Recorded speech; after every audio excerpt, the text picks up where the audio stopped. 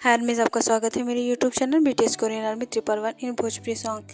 तो आज थोड़ी सी वॉइस आ रही है तो उसके लिए मैं सॉरी बोलना चाहती हूँ। और हाँ, मुझसे एक थोड़ी सी मिस्टेक हो गई थी, क्योंकि मैंने पार्ट 3 में जो थंबनेल लगाया था वो पार्ट 4 का था, तो उसमें ऐसा भी कुछ नहीं था, तो फिर उसके लिए सॉरी। तो चलिए पार्ट 5 स्टार्ट करते हैं, माई ऑब्सेस माफिया का। तो चलिए स्टार्ट करते हैं। इधर ते अपनी प्लानिंग कर रहा था, उधर जेके बहुत ज़्यादा ही परेशान होती है। जेके को उसके ड्राइवर घर छोड़ने जाते हैं, तो फिर जेके उसके ड्राइवर के साथ अपने डैड के साथ घर जाती है, लेकिन वो बहुत परेशान होती है। और रात का समय था तो उसे आइसक्रीम का ठेला दिखता है, जो कि वही होता है जहाँ से जेके हमेशा आइसक्रीम खाया करती थी। तो जब वो बूढ़ा आदमी जेके को देखता है तो कहता है, अरे तुम, बहुत सालों बाद तुम्हें मैंने देखा है। तो जेके अपनी पूरी स्टोरी बताती है कि मेरा 3 साल पहले एक्सीडेंट हो गया था और मैं सब कुछ भूल चुकी हूँ, बस कुछ ही यादें बची हैं। और मैं वहाँ पे ही पढ़ाई करती थी और 3 साल से मेरी स्टडीज़ थी, इस वजह से मैं आपको दिखाई नहीं दी। लेकिन बेटा, तुम तो तब आती हो ना अपनी मॉम की तरह, जब तुम बहुत परेशान होती हो। तो जेके ने कहा, आपको कैसे पता कि मैं बहुत ज़्यादा परेशान हूँ? तो वो बूढ़ा आदमी कहता है, हाँ मुझे सब पता है, तुम जब बहुत ज़्यादा परेशान होती हो तभी मेरे पास आती हो आइसक्रीम खाने, और तुम मौसम भी नहीं देखती हो, चाहे ठंडी हो चाहे गर्मी चाहे बरसात हो, तुम आती हो मेरे पास आइसक्रीम खाने। इस वजह से मुझे पता है कि तुम कब आइसक्रीम खाती हो। देखिए, इस बात पर स्माइल कर देती है। और उधर दूसरी तरफ ते प्लानिंग करता है और कहता है अपने लेफ्ट हैंड से, जिमिन, तुम मेरे लिए पर्सनल असिस्टेंट हायर करो, उसके लिए नोटिस निकलवाओ, और याद रहे वो जेके ही होनी चाहिए और कोई भी मुझे उसकी जगह पर नहीं चाहिए। तो जिमिन यस बोल देता है और सारी प्लानिंग करने के बाद ते को फ़ोन लगाता है और कहता है, सर सारा काम हो गया है। तो ते इस पर स्माइल करता है और जेके इधर सैड होती है, लेकिन वो कुछ भी नहीं कर सकती थी, और वो घर आने के बाद सो जाती है। और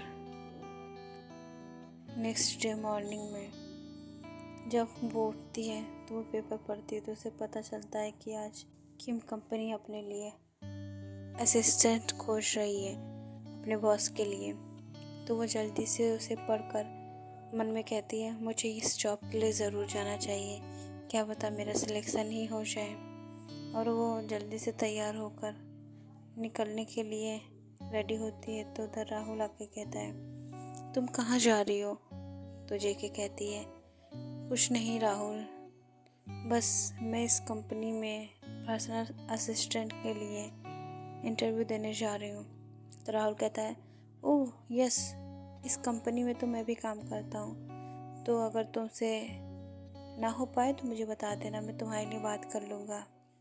तो जेके कहती है, नहीं मुझे इसकी ज़रूरत नहीं है, मुझे पक्का पता है कि मेरा सिलेक्शन हो जाएगा, और मैंने इतनी मेहनत से की है अपनी ग्रेजुएशन में, तो मुझे नहीं लगता कि मुझे कोई भी इस तरह से रिजेक्ट कर पाएगा। तो इधर राहुल भी उसे कॉन्ग्रेचुलेशन कहता है और कहता है, हाँ ठीक है, जब तुम कंपनी में आना और तुम्हारा सिलेक्शन हो जाएगा तुम मुझे ज़रूर बताना, अब मैं वहीं रहूँगा, तो मुझे कॉल ज़रूर कर लेना, मैं तुरंत ही तुम्हारे पास आ जाऊँगा। तो इतना कहकर वो चला जाता है, क्योंकि उसे ऑफिस के लिए लेट हो रहा था। इधर जेके आराम से तैयार होकर 12 बजे निकलती है और वो इंटरव्यू देने जाती है। तभी उसका नंबर आता है और उसे सिलेक्ट कर लिया जाता है। वो कहा जाता है, पास ही एक एम्प्लॉय है, उससे जाकर सारी इन्फॉर्मेशन ले लो और सैलरी के बारे में भी पूछ लो, वो मैनेजर है।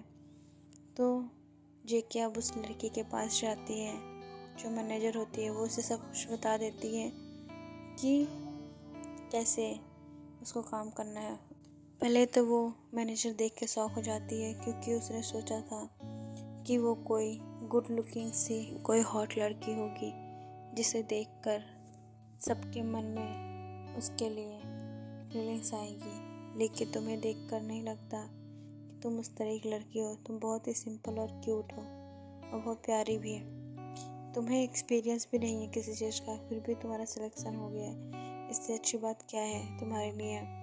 अब वो उसकी सैलरी बताती है कि शुरू के 3 महीने तुम्हारी सैलरी 3 लाख होगी, और उसके बाद जब तुम्हारा काम अच्छा होगा तब 5 लाख कर दी जाएगी।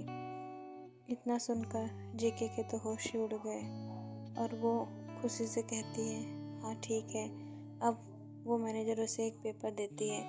खुशी के मारे जेके उसे पढ़ती भी नहीं है और फ़ौरन ही सिग्नेचर कर देती है।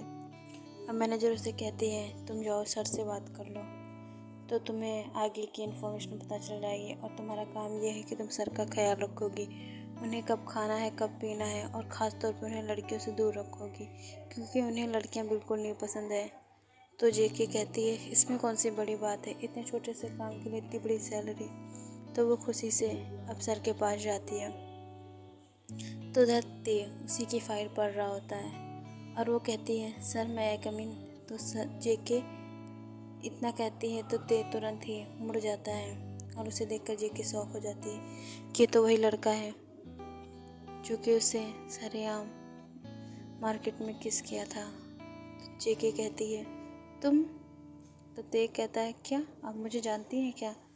तो जेके मन में कहती है अगर मैंने इसे बता दिया कि ये वही लड़का है तो इसे कुछ याद ना आ जाए, और क्या पता ये मेरी नौकरी ना ले ले। इस वजह से मुझे थोड़ा सा संभल कर अपने काम को अंजाम देना होगा और अपने वर्क पर ध्यान देना होगा, ना कि मुझे इस बात पर कि उस दिन क्या हुआ था। अब ये मेरा बॉस है तो क्या पता मुझे नौकरी से निकाल दे। मुझे पैसे की सख्त ज़रूरत है तो मुझे इससे दूर ही रहना होगा। इतना कहकर जेके अपने फेस पर स्माइल लाती है और तेज से कहती नो नो सर, नहीं आप मुझे नहीं जानते और ना ही मैं आपको जानती हूँ। अब देख मन में कहता है खड़ूस कहीं की, इतनी नौटंकीबाज है, मेरे सामने ही झूठ बोल रही है, छोटी कहीं की मक्कार। तुम्हें तो मैं जल्द ही सबक सिखाऊंगा, जो तुमने मेरे साथ किया है उसका बदला तुम्हें लेकर ही रहूँगा। अब ते स्माइल करके कहता है। ते बहुत ज़्यादा ही खुश है आज जेके की ऐसी हालत देख के। वो उसे बहुत बुरी तरीके से पनिशमेंट देना चाहता है, लेकिन वो ये भी जानता है अगर ये वही लड़की हुई जिससे वो इतने सालों से प्यार करता आया है तो फिर क्या होगा। तो ये सोचता है और फिर जेके से कहता है ओके ठीक है अब तुम जा सकती हो। तो वो जाकर अपने केबिन में बैठ जाती है, जो कि देख के ऑफिस के बाहर था। कुछ ही देर में उसने किसी को अपने पास महसूस किया, जो कि और कोई नहीं उसका दोस्त राहुल था। उसने उसके कंधे पे हाथ रखा जेके के। तो जेके कहती है अरे तुम कब आए। तो कहता है मैं तुमसे गुस्सा हूँ क्योंकि तुमने मुझे कॉल करके नहीं बताया कि तुम सेलेक्ट हो गई हो। तभी जेके कहती है सॉरी राहुल, मैं इतनी जल्दी सब हो गया कि मैं तुम्हें बता नहीं पाई। राहुल अपने कुछ फ्रेंड्स को भी लेकर आया था जो कि जेके से मिलने के लिए बहुत उत्सुक थे। तो वो उन सबका इंट्रोड्यूस कराता है। सभी खुशी खुशी मिलते हैं और जेके भी उनसे खुशी खुशी बातें कर रही होती है। तभी एक बॉय उससे फ्लर्ट करते हुए कहता है कि क्या तुम्हारा कोई बॉयफ्रेंड है। तो जेके कहती है नहीं। तो वो लड़का कहता है अगर ज़रूरत हो तो हमें बना सकती हो। इधर ऐसे ही फ्लर्टिंग चल रही होती है तो ये सब बहुत देर से नोटिस कर रहा होता है और जेके भी स्माइल देकर सबसे बातें करती है। तभी राहुल कहता है अरे मेरी फ्रेंड को परेशान मत करो, उसे अपना काम करने दो। तब वो लड़के कहते हैं हाँ ठीक है, मैं कहाँ उसे परेशान कर रहा हूँ, मैं तो बस इतना कह रहा हूँ अगर उसे बॉयफ्रेंड की ज़रूरत हो तो मुझे कांटेक्ट करें या हमें। तो राहुल कहता है चलो अब उसे अपना काम करने दो। तभी वहाँ पर ते आ जाता है और कहता है तुम यहाँ पे काम करने आई हो या फिर बकैती करने आई हो, टाइम पास करने आई हो, बोलो। तब जेके कहती है मैं यहाँ पे काम ही कर रही हूँ, मेरे फ्रेंड्स आ गए तो मैं उनसे बात करने लगी। तो ते कहता है तुम यहाँ पे काम करने के लिए रखी गई हो, ना कि फ्रेंड से बातें करने के लिए। अब ते जेके से कहता है कि ये कल पार्टी है, इसकी लिस्ट है और तुम्हें याद रखना होगा इन सब की डिटेल्स और इनके बारे में इंफॉर्मेशन याद कर लो और कल तक सब तैयार होना चाहिए। जेके कहती है ओके सर। वो सभी फाइल्स लेकर वहाँ से चले जाते हैं और ते अपने मन में कहता है अब मैं देखता हूँ तुम कैसे इतनी जल्दी इतनी सब फाइल्स को याद करती हो, ये तो तुमसे नामुमकिन ही है, ना ही तुमसे हो पाएगा, और फिर मैं तुमसे बदला लूँगा। तो ते यही सोच कर स्माइल करता है और ये पार्ट यहीं एंड होता है। नेक्स्ट पार्ट के लिए इंतज़ार कीजिए। नेक्स्ट पार्ट में हम जानेंगे कि आखिरकार पार्टी में होता क्या है। पार्टी बहुत ज़्यादा ही रोमांटिक होने वाली है, तो उसके लिए आप लोग इंतज़ार कीजिए नेक्स्ट पार्ट का। तो के बाय अरमीस, जल्दी से मुझे कमेंट कीजिए। लग रहा है आपको पार्ट 4 पसंद नहीं आया है, क्योंकि उस पर ना तो व्यूज़ आ रहे हैं और ना ही कमेंट। तो जल्दी जल्दी पार्ट 4 देखिए, फिर मैं पार्ट 6 भी और ज़्यादा ही रोमांटिक बनाऊँगी। तो बाय अरमीस।